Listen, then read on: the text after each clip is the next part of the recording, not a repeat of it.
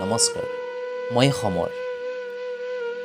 মই এনেকুৱা এজন ব্যক্তিৰ জীৱনত ঘটা এটি ঘটনা ক'বলৈ লৈছোঁ আৰু সেই ঘটনাটোৰ পৰা শিকিব লগা জ্ঞানৰ পৰিসৰ আছিল বিৰল।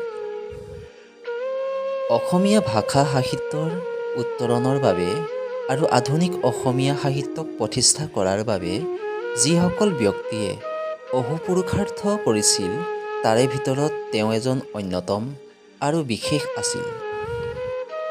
আহকচোন আমি নতুন নতুন শব্দ সাজি বা সৃষ্টি কৰি ভালপোৱা মানুহজনৰ লগত চিনাকি হওঁ।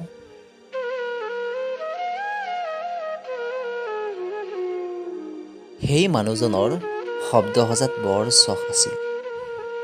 সেই মানুহজনে আজিকোপতি অধনুৱা চকুৱে চকুৱে কথা, ঢোল আদি শব্দবোৰ সৃষ্টি কৰিছিল। এবাৰ তেওঁ অনতি বিলম্বে শব্দটোৰ ঠাইত অনতি পলমে বুলি নতুন শব্দ এটা সাজি পাৰে আলোচনীত লিখিবলৈ ল'লে। বহুদিন পাৰ হৈ যোৱাৰ পিছতো তেওঁ সৃষ্টি কৰা নতুন শব্দটো কোনো এজনেই ব্যৱহাৰ কৰা নেদেখি তেওঁ বৰ দুখ পাইছিল। লগে লগে তেওঁ এটা বুদ্ধি সাজিলে। সেই সময়ৰ অসমীয়া সাহিত্যৰ অন্যতম কাণ্ডাৰী